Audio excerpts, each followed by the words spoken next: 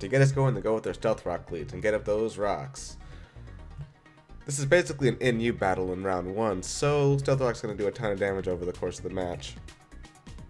They exchange blow and Stunfisk wins out, due to Laren's 4 times weakness to ground moves.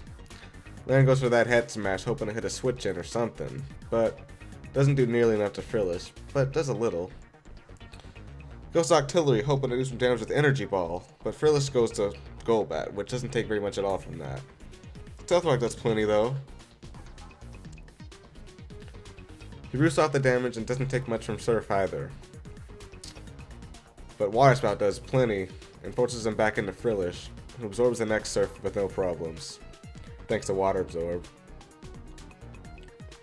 Artillery knows Energy Ball though, but Rotomess comes in and tanks it.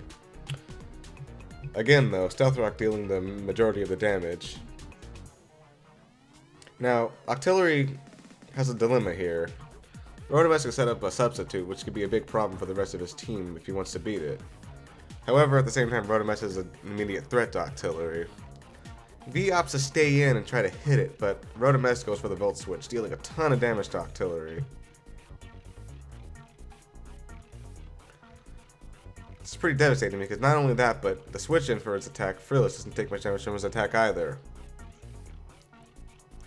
Octillery's in a bad position here, but managed to do some damage before going down to a Nightshade. Next, here comes Regigigas. With its slow start ability, it's not much of a threat at the beginning, but it has tons of bulk and access to several status moves that could devastate some Pokemon on Withoutatrace's team. Frillish opts to taunt here, preventing a Toxic or a Thunder Wave, but he goes immediately for the Zen Headbutt trying to get the KO. But it's too slow and weak and can't really do enough damage with that slow start. Finally, he gets burned by a Will-O-Wisp, rendering him pretty much useless for the moment. Frillish heals off all the damage and isn't taking anything from even paybacks. Regigigas finally gets a Thunder Wave off as Withoutatrace stops taunting. And finally gets his act together. He got his act together, man. Maybe he can do some damage now. Regigigas goes on the offensive, going after that Rotomess. Doesn't take much at all from the Thunderbolt with his natural bulk, and finally finishes off the Rotomess. Golbat comes in, hoping to outspeed and roost off the damage, but Regigigas, with his act together, uses return and kills him. Stunfisk comes off to finish the deed, also taking some damage from return, but ultimately finishing off Regigigas. Finally, Swellow comes out. Swellow is hoping to do some serious damage to Withoutatrace's team. The paralyzed Frillish will struggle to recover off the damage from Brave Bird, and he can finish off Stunfisk with Facade. First, he goes for Protect to get off that Toxicroak boost, and then he can go to town. Of course, Trace sees the Facade coming from a mile away and goes to Frillish, which is immune. However, Brave Bird still does plenty, but doesn't kill, and Frillish can heal it off. If he doesn't get paralyzed, he can wall him forever. But he does not get paralyzed and heals off all the damage, and Swellow goes down. In a last-ditch effort to sweep, he sends in Dragonair. Now, with Frillish paralyzed and Dragonair's Shed Skin ability, he can get some serious boosts if he stays in with Frillish. And with a bit of luck, he gets several Dragon Dances off, going all the way to +3.